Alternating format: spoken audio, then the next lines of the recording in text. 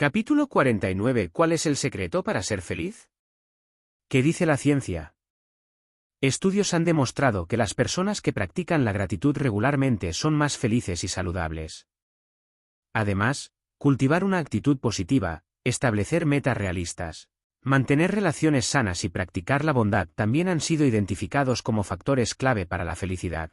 Vivir constantemente preocupado por el futuro o rumiando sobre el pasado puede hacernos perder hasta un 47% de nuestro tiempo.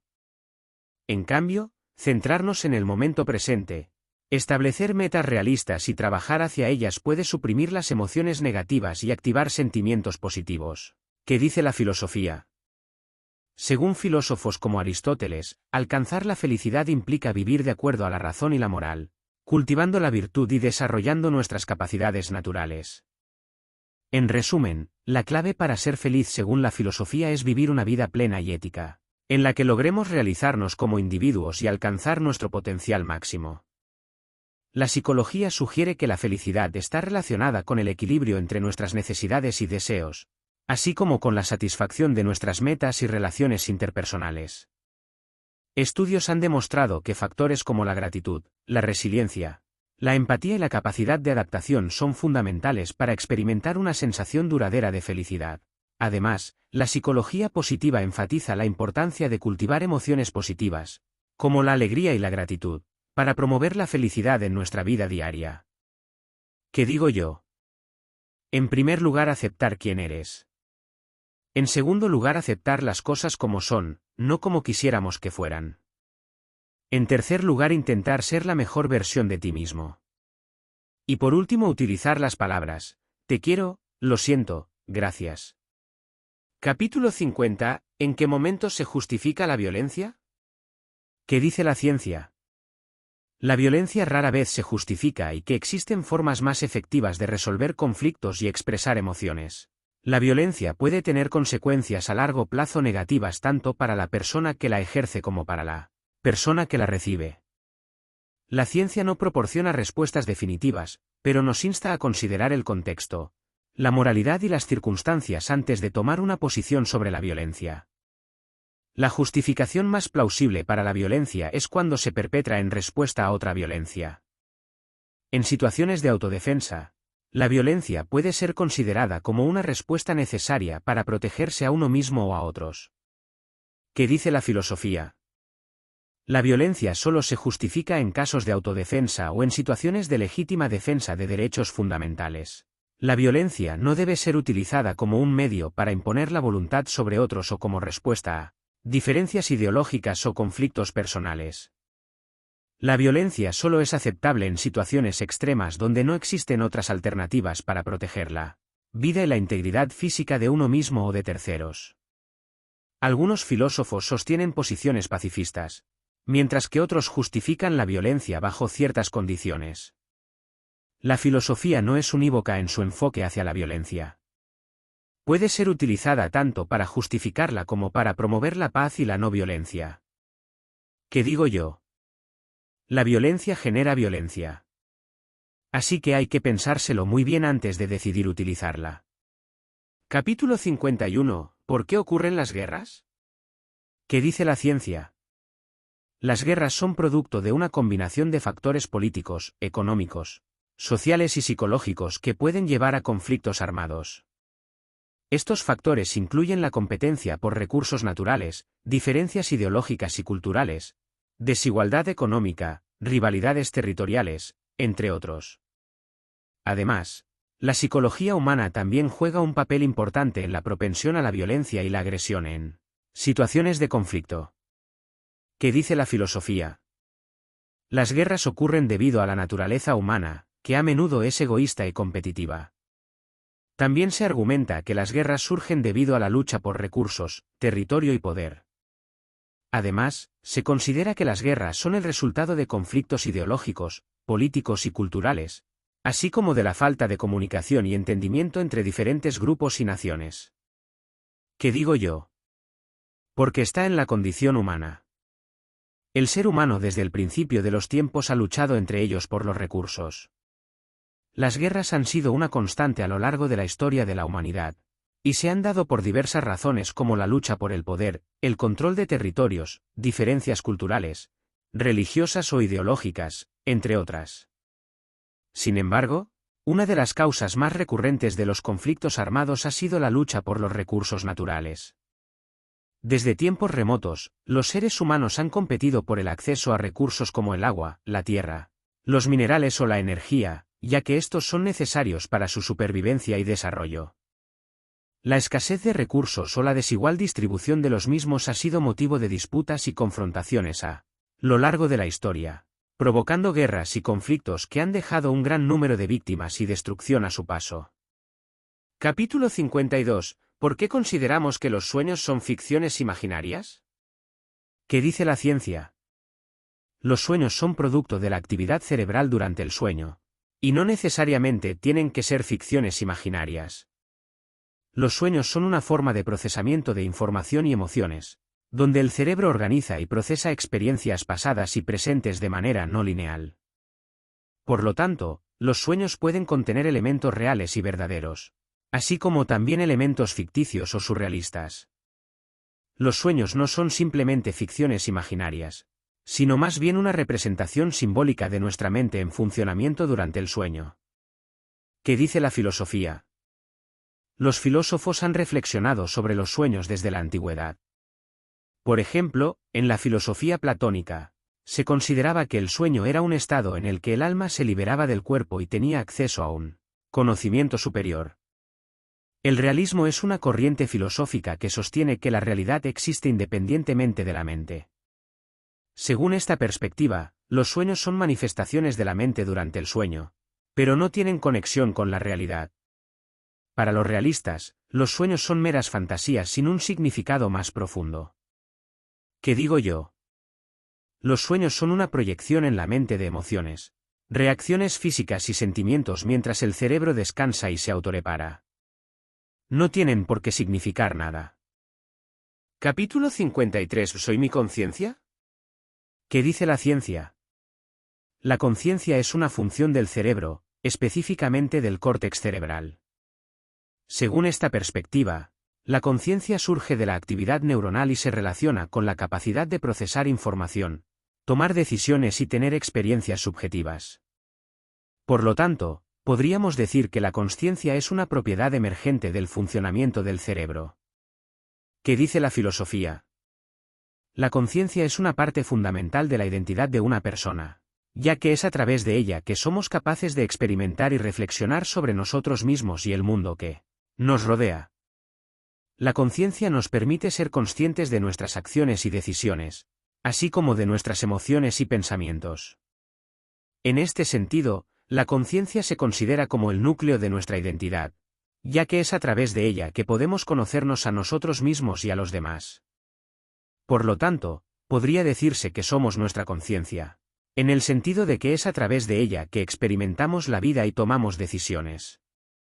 Sin embargo, la filosofía también plantea la idea de que la conciencia puede ser influenciada por factores externos, como la cultura, la sociedad y nuestras experiencias pasadas. Esto sugiere que la conciencia no es una entidad fija e inmutable, sino que puede cambiar y evolucionar a lo largo de nuestra vida. ¿Qué digo yo? Pues yo diría que no. Lo que somos, sea lo que sea, debe de ser la consecuencia de una combinación de factores externos e internos. Capítulo 54. ¿De qué manera me limita mi sistema de creencias? ¿Qué dice la ciencia? Nuestras creencias pueden limitar nuestra capacidad de ver las cosas de manera objetiva y racional. Si estamos demasiado aferrados a ciertas creencias, podríamos ignorar información o evidencia que contradiga esas creencias. Esto puede llevarnos a tomar decisiones erradas o a perpetuar ideas incorrectas. Es importante estar abiertos a cuestionar nuestras creencias y estar dispuestos a cambiarlas si es necesario para poder tomar decisiones informadas y basadas en la evidencia científica. ¿Qué dice la filosofía? Nuestras creencias pueden actuar como una especie de filtro a través del cual interpretamos y percibimos la realidad. Por lo tanto, si tenemos un sistema de creencias limitante, es probable que estemos limitando nuestra capacidad de ver las cosas de manera objetiva y abierta. Nuestras creencias influyen en nuestros pensamientos, emociones y acciones diarias. Son como gafas a través de las cuales vemos el mundo. Si creemos que somos incompetentes en algo, es probable que evitemos enfrentar ese desafío y nos sintamos ansiosos o frustrados cuando debamos hacerlo. Nuestras creencias también influyen en cómo percibimos las situaciones. Si creemos que el mundo es hostil, es probable que interpretemos las acciones de los demás como amenazantes. En cambio, si creemos que la gente es mayormente amable y honesta, tenderemos a darles el beneficio de la duda. ¿Qué digo yo? Mis limitaciones son como unas gafas, que cuando las llevamos puestas, vemos la realidad a través de la percepción que tenemos a través de ella. Capítulo 55. ¿Existe el amor eterno? ¿Qué dice la ciencia? El amor eterno es una concepción romántica y idealizada que no necesariamente se ajusta a la realidad. Según estudios científicos, la intensidad del amor puede disminuir con el tiempo, especialmente después de los primeros años de una relación. Sin embargo, esto no significa que el amor no pueda perdurar a lo largo de los años, sino que evoluciona y se transforma con el tiempo. En definitiva, la ciencia no descarta la existencia de un amor duradero y significativo, pero sostiene que es más realista pensar en el amor como algo que requiere esfuerzo, compromiso y dedicación para perdurar en el tiempo. ¿Qué dice la filosofía? Para muchas filosofías, el amor eterno es una realidad que trasciende la vida terrenal, ya sea a través de la unión de almas en una vida después de la muerte o a través del compromiso divino de amor incondicional. En este sentido, el amor eterno se entiende como un regalo divino que trasciende las limitaciones humanas. Platón desarrolló la teoría del eros. Según Platón, el amor es un anhelo por la belleza y la perfección. No se trata simplemente de un apego a lo material o superficial, sino de una búsqueda constante de la verdad y la esencia misma de las cosas. Para Platón, el amor verdadero va más allá de los aspectos físicos y materiales, se dirige hacia la belleza y el conocimiento.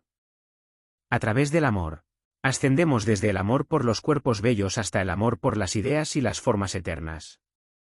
Es un camino hacia la búsqueda del conocimiento y la verdad, y nos conduce hacia una unión con el bien supremo, permitiéndonos alcanzar la verdadera felicidad y plenitud. ¿Qué digo yo? El amor eterno romántico es una idea del cine y las novelas. El concepto de amor eterno romántico promueve la idea de que el amor es perfecto, incondicional y para siempre, lo cual puede generar expectativas poco realistas en las relaciones. La verdad es que el amor requiere trabajo, compromiso y comunicación constante para que perdure a lo largo del tiempo. Otra cosa es el amor con mayúscula, como por ejemplo, el de un madre para con su hijo, etc. Capítulo 56. ¿Todos tienen las mismas oportunidades? ¿Qué dice la ciencia? Las personas nacen con capacidades diferentes y se enfrentan a diferentes circunstancias en la vida, lo que puede influir en sus oportunidades. Sin embargo, la ciencia también muestra que con acceso a recursos y apoyo adecuado, las personas pueden superar desafíos y alcanzar sus metas, independientemente de su punto de partida. Por lo tanto, si bien no todos comienzan en el mismo punto, es posible crear igualdad de oportunidades a través de políticas y programas que promuevan la equidad y la inclusión. ¿Qué dice la filosofía?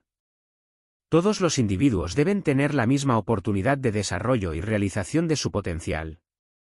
La igualdad de oportunidades es un principio fundamental en la filosofía política y ética, que busca garantizar que todos los individuos tengan las mismas posibilidades de alcanzar sus metas y aspiraciones, independientemente de su origen social, económico o cultural. En este sentido, se considera que la igualdad de oportunidades es un aspecto esencial de la justicia social y la equidad, ya que permite a cada individuo competir en igualdad de condiciones y alcanzar su máximo potencial. ¿Qué digo yo? No. La familia donde naces determina en gran medida tu futuro. La familia en la que creces determina en gran medida tu acceso a recursos como educación, salud, seguridad, apoyo emocional y económico. Aquellos que provienen de familias con mayores recursos tendrán más oportunidades de éxito en la vida, ya que tendrán acceso a una mejor educación, atención médica de calidad y un entorno social y emocional estable. Por otro lado, Aquellos que provienen de familias con menos recursos enfrentarán mayores obstáculos para alcanzar el éxito. Pueden enfrentarse a la falta de acceso a una educación de calidad, a la pobreza, a la inseguridad y a la falta de apoyo emocional. Capítulo 57. ¿El dinero hace la felicidad? ¿Qué dice la ciencia? El dinero sí puede contribuir a la felicidad hasta cierto punto, ya que permite satisfacer necesidades básicas. Acceso a servicios de salud, educación, vivienda y entretenimiento. Sin embargo, una vez cubiertas estas necesidades, el efecto del dinero en la felicidad disminuye. Además, factores como las relaciones interpersonales, la calidad de vida, el sentido de propósito y la salud mental juegan un papel más importante en la felicidad que la cantidad de dinero que se tiene. ¿Qué dice la filosofía? La filosofía sostiene que la verdadera felicidad radica en la sabiduría, la virtud y la conexión con los demás, más que en la acumulación de riqueza material. Al cultivar estas dimensiones de nuestra existencia, podemos alcanzar un estado de plenitud y bienestar que trasciende los placeres efímeros y nos lleva a una vida plena y enriquecedora. La sabiduría se relaciona con la búsqueda del conocimiento y la comprensión profunda de la vida. No se trata solo de acumular información, sino de aplicarla de manera significativa. La filosofía sostiene que la verdadera felicidad proviene de la sabiduría, ya que nos permite tomar decisiones informadas y vivir una vida más plena.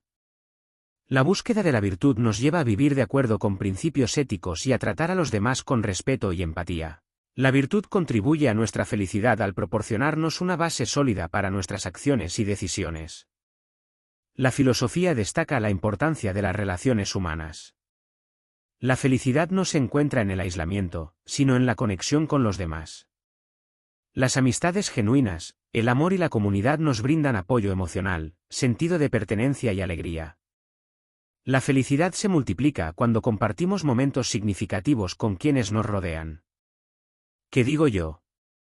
Sí, porque nos permite satisfacer los principios de supervivencia más básicos de la vida.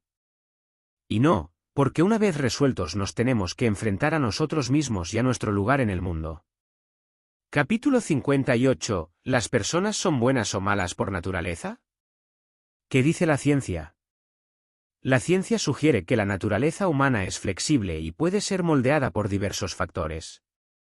La naturaleza humana es más compleja y multifacética de lo que se cree comúnmente. Hay una mezcla de predisposiciones genéticas, influencias ambientales, experiencias personales y decisiones individuales que determinan el comportamiento moral de las personas. No se puede generalizar si las personas son inherentemente buenas o malas, ya que cada individuo es único y puede actuar de manera diferente en diferentes circunstancias. ¿Qué dice la filosofía? Que las personas nacen con una naturaleza neutral, ni buena ni mala, y que es su entorno y sus experiencias las que determinan si se inclinan hacia un comportamiento bueno o malo. Algunos filósofos como Rousseau creen en la bondad innata del ser humano, mientras que otros como Hobbes argumentan que la naturaleza humana es egoísta y maliciosa.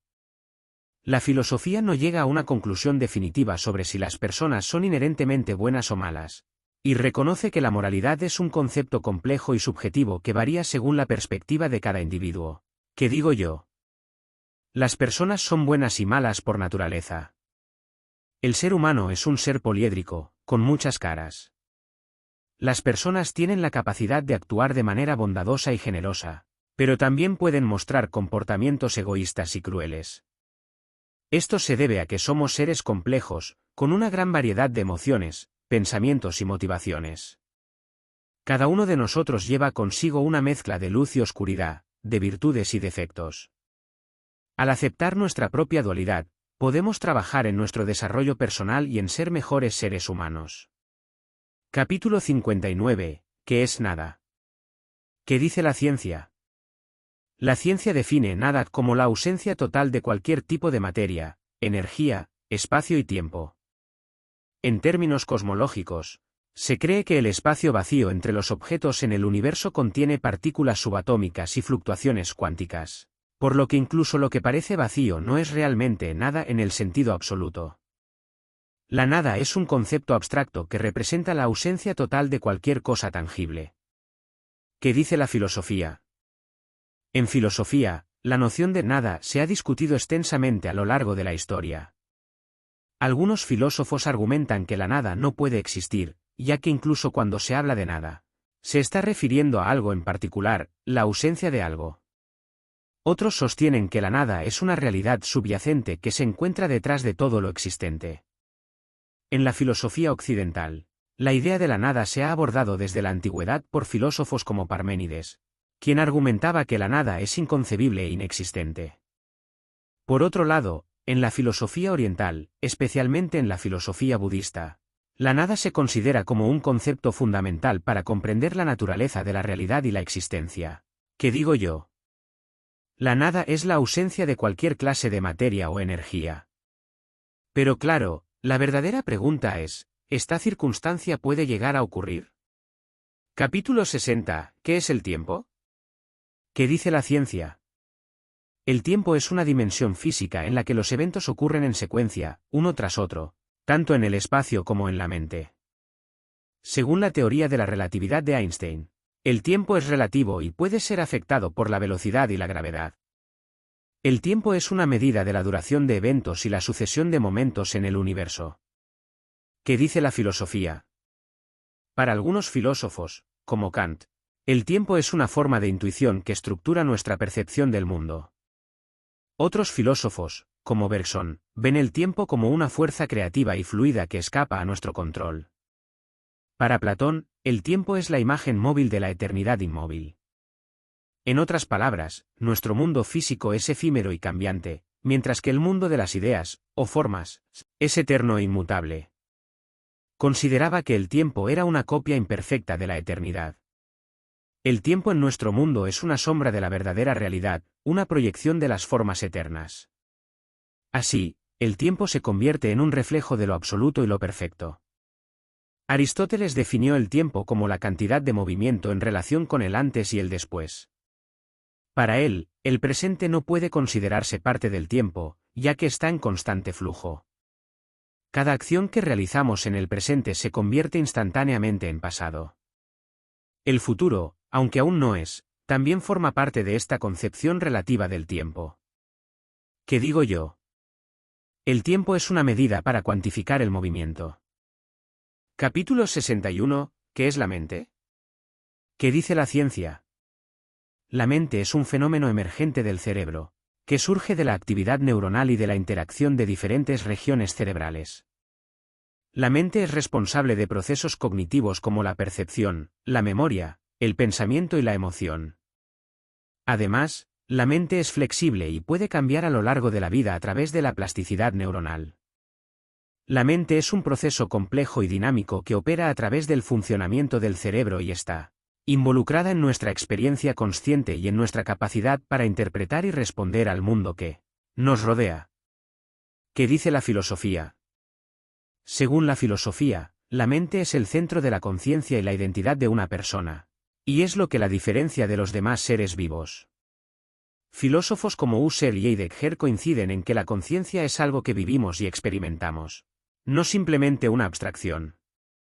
Cuando somos conscientes de algo, se vuelve visible; cuando dejamos de prestarle atención, se vuelve invisible.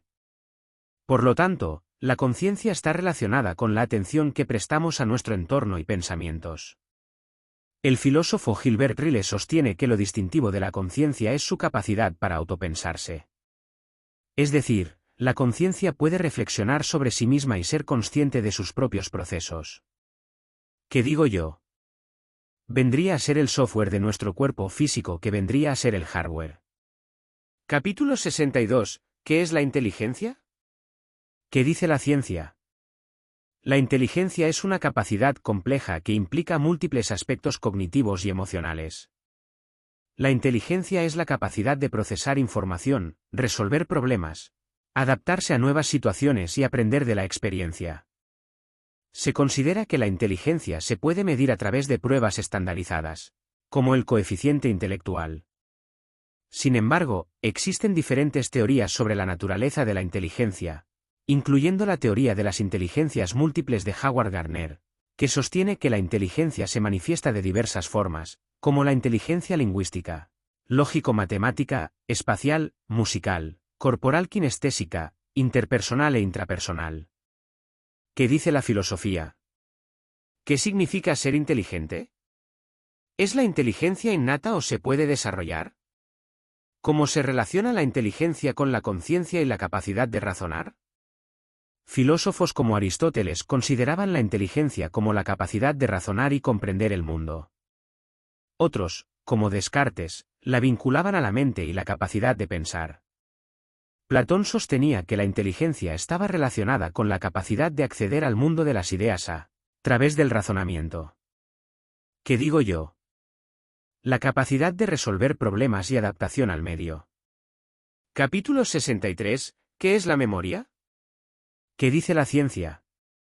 La memoria es un proceso cognitivo en el cual el cerebro codifica, almacena y recupera información. La información puede ser almacenada de manera temporal, a corto plazo o de manera más permanente, a largo plazo.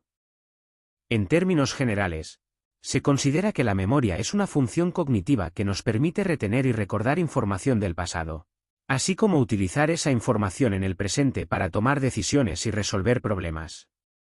La memoria es esencial para el aprendizaje, la adaptación y el funcionamiento cognitivo en general. ¿Qué dice la filosofía?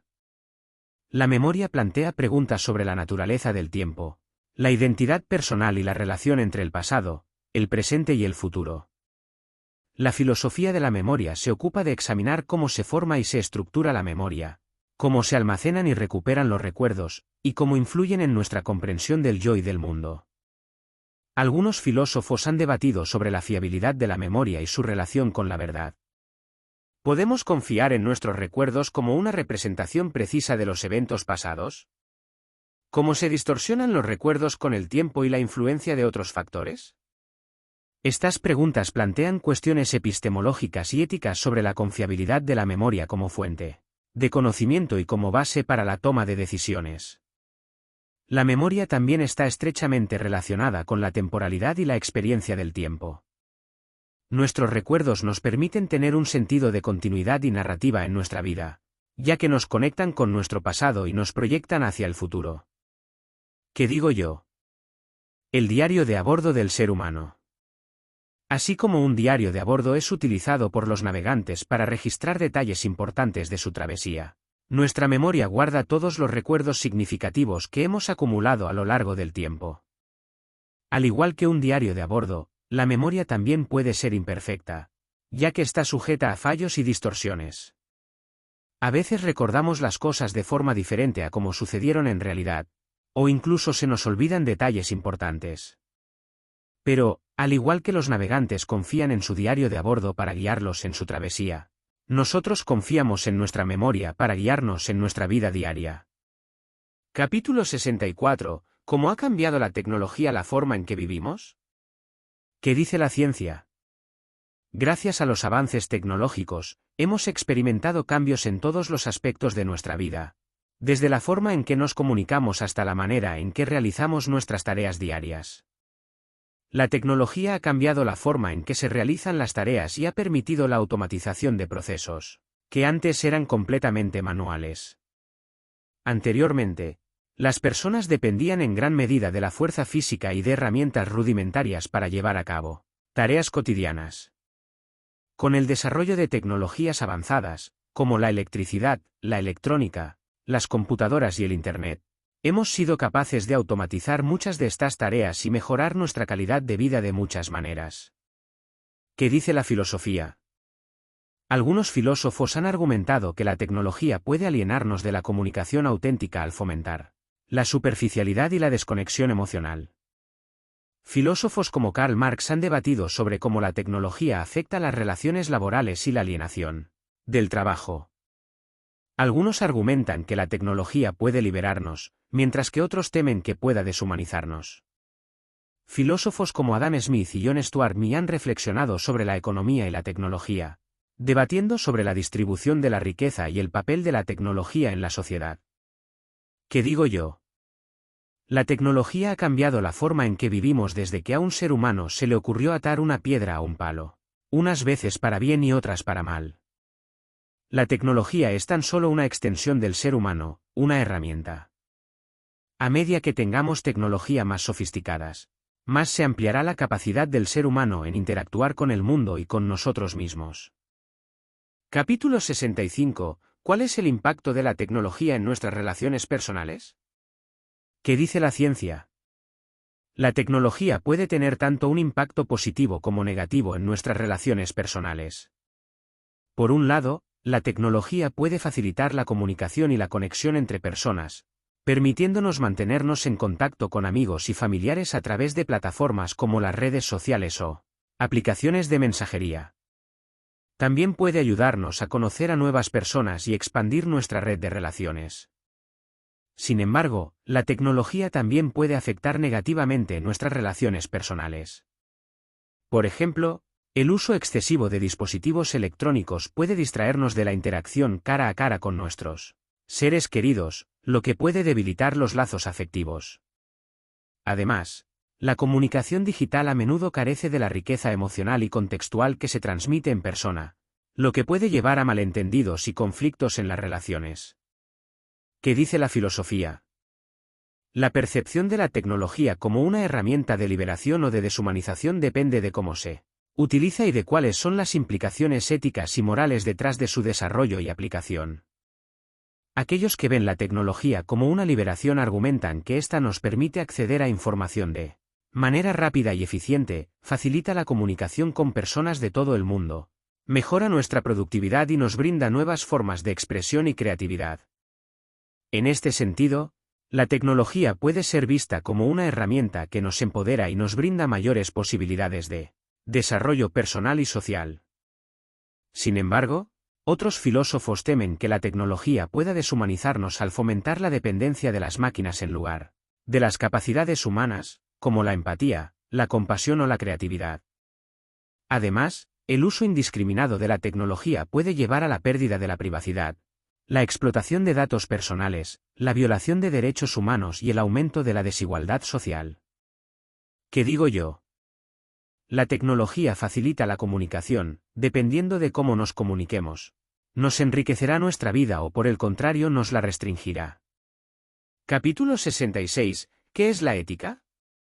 ¿Qué dice la ciencia? La ética se refiere al estudio racional de la moral, es decir, la reflexión sobre qué acciones son las correctas o incorrectas, justas o injustas, buenas o malas, en un contexto dado. La ética busca establecer principios universales que guíen el comportamiento humano y promuevan el bienestar común.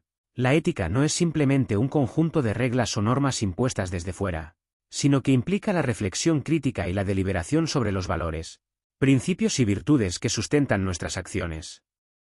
Se basa en la razón, la argumentación y la discusión para llegar a conclusiones fundamentadas y coherentes. ¿Qué dice la filosofía? La ética normativa se centra en establecer principios y reglas para determinar la moralidad de las acciones.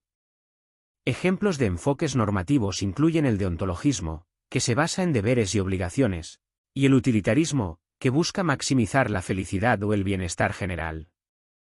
La ética descriptiva se ocupa de observar y describir cómo las personas realmente toman decisiones morales. Examina las creencias, actitudes y comportamientos de las personas en diferentes culturas y contextos. Los antropólogos y sociólogos también contribuyen a esta área al estudiar las variaciones culturales en las normas morales. La ética aplicada se refiere a la aplicación práctica de principios éticos en situaciones específicas. Incluye campos como la ética médica, la ética empresarial, la ética ambiental y la ética de la inteligencia artificial. La metaética se adentra en cuestiones más abstractas, como la naturaleza de la moralidad y la existencia de valores objetivos. Examina preguntas como ¿qué significa ser bueno o hay verdades morales universales? ¿Qué digo yo? La ética se ocupa del estudio de la moral en el ser humano. Capítulo 67. ¿Si algo es legal, es siempre ético? ¿Qué dice la ciencia? La ciencia no determina lo que es ético o no. La legalidad está basada en leyes y regulaciones establecidas por la sociedad, mientras que la ética se refiere a principios morales y valores personales. Algo puede ser legal pero no necesariamente ético, ya que la legalidad puede cambiar con el tiempo y variar según la cultura y la sociedad. Por lo tanto, Es importante considerar tanto la legalidad como la ética al tomar decisiones y acciones en cualquier contexto. ¿Qué dice la filosofía? Lo legal y lo ético son dos conceptos distintos y no siempre van de la mano. La legalidad se refiere a las leyes y normas establecidas por una sociedad, mientras que la ética se refiere a los principios morales y valores que guían el comportamiento humano. Es posible que algo sea legal pero no ético, ya que las leyes pueden ser injustas o no reflejar la verdadera moralidad de una situación.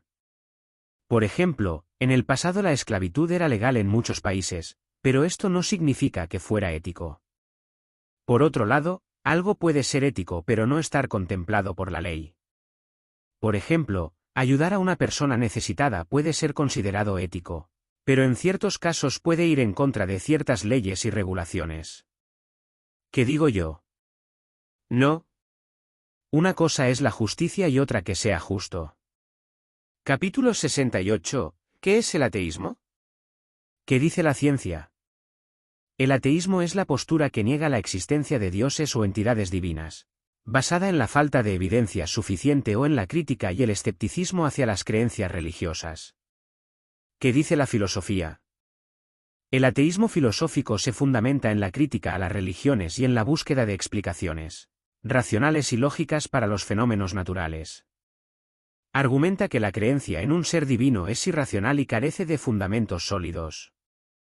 El ateísmo filosófico también se basa en la libertad de pensamiento y en la autonomía individual para cuestionar las creencias religiosas. El ateísmo científico parte de una comprensión inicial reduccionista. Considera que solo la ciencia es capaz de dar una explicación racional y completa del mundo. Están convencidos de que la ciencia, en última instancia, puede descubrir las causas naturales que explican todos los fenómenos. ¿Qué digo yo? Es la postura que niega la existencia de dioses. Para Dios, la única excusa es que no existe. Stendhal. Capítulo 69. ¿Los animales tienen moral? ¿Qué dice la ciencia? La pregunta de si los animales tienen moral ha sido objeto de debate en el campo de la ética y la psicología animal. La ciencia ha demostrado que muchos animales, especialmente los mamíferos y aves, tienen la capacidad de experimentar emociones complejas como el amor, la empatía, la compasión y la culpa.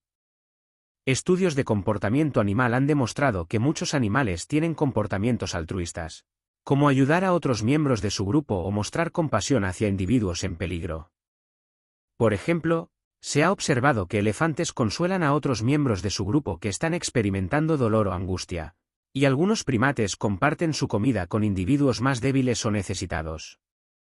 Además, investigaciones en el campo de la neurociencia han demostrado que muchos animales tienen estructuras cerebrales similares a las que se asocian con la empatía y la toma de decisiones morales en los seres humanos. Por ejemplo, se ha descubierto que los elefantes tienen un área en el cerebro llamada amígdala, que desempeña un papel importante en la regulación de las emociones y el comportamiento moral. ¿Qué dice la filosofía?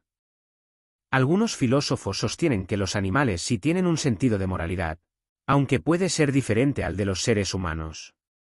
Por ejemplo, muchos animales muestran comportamientos como el cuidado de sus crías, la cooperación con otros miembros de su grupo y el respeto por la jerarquía social. Otros filósofos argumentan que la moralidad es exclusivamente humana, basada en nuestra capacidad única para razonar y reflexionar sobre nuestras acciones. Según esta perspectiva, los animales pueden mostrar comportamientos instintivos que parecen morales, pero carecen de una comprensión consciente de lo que están haciendo. ¿Qué digo yo? Que en mayor o menor grado todos los seres vivos tienen moral, si bien no la entienden como la humana. Capítulo 70. ¿Es la política compatible con la ética? ¿Qué dice la ciencia? Desde el punto de vista de la ciencia, se ha demostrado que las decisiones políticas pueden tener consecuencias éticas tanto positivas como negativas. Por un lado, se ha observado que las políticas basadas en principios éticos, como la justicia y la equidad, tienden a tener mejores resultados para la sociedad en su conjunto. Por otro lado, también se ha documentado cómo la corrupción, el favoritismo y otros comportamientos antiéticos en la política pueden perjudicar a la población y socavar la confianza en las instituciones democráticas.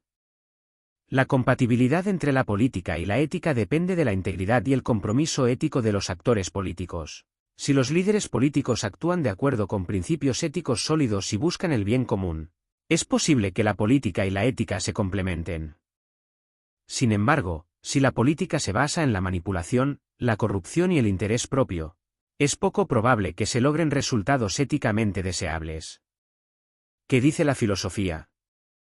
Algunos filósofos argumentan que la política y la ética son dos esferas separadas que deben ser tratadas de manera independiente, mientras que otros sostienen que la política debe guiarse por principios éticos. En el marco de la ética política, se ha desarrollado la teoría del realismo político, que sostiene que en la política, el fin justifica los medios y que los líderes políticos deben ser capaces de tomar decisiones difíciles que pueden implicar comprometer ciertos principios éticos en aras del bien común.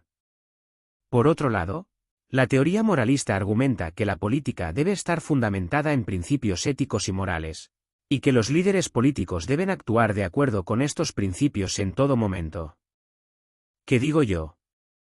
Idealmente sí, o sea en teoría, pero siendo pragmáticos, ¿no? Capítulo 71. ¿Es ética la pena de muerte? ¿Qué dice la ciencia? Algunos estudios han demostrado que la pena de muerte no tiene un efecto disuasorio claro sobre la comisión de delitos.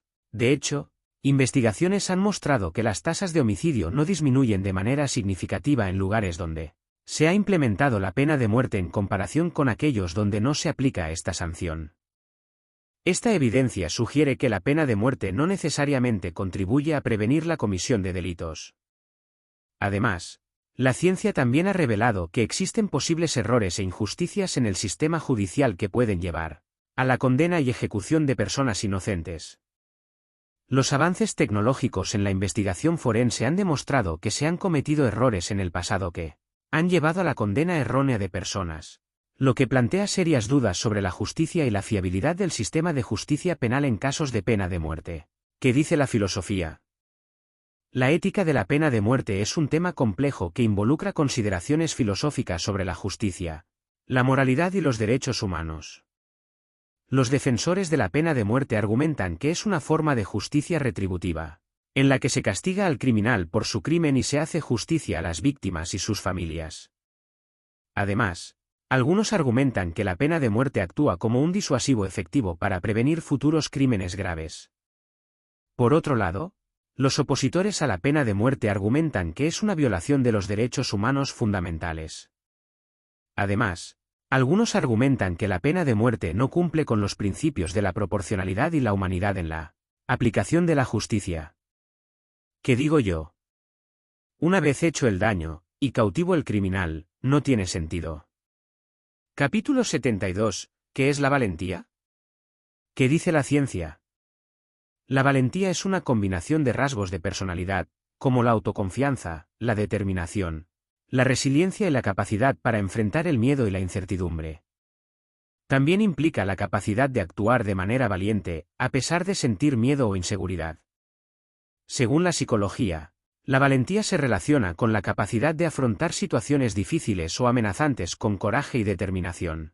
Esto implica tomar decisiones difíciles, enfrentarse a los desafíos y defender lo que se cree correcto, incluso cuando eso significa enfrentar el rechazo, la crítica o el peligro.